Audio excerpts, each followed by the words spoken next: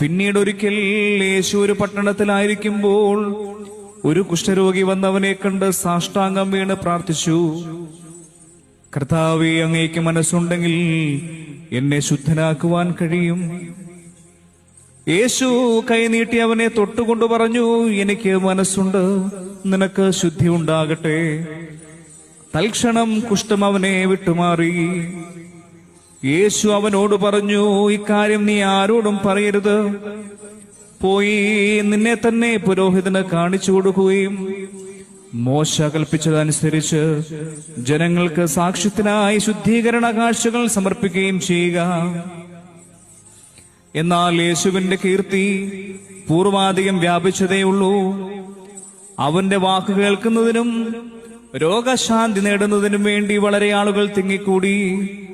അവനാകട്ടെ വിജനപ്രദേശങ്ങളിലേക്ക് പിൻവാങ്ങി അവിടെ പ്രാർത്ഥിച്ചുകൊണ്ടിരുന്നു.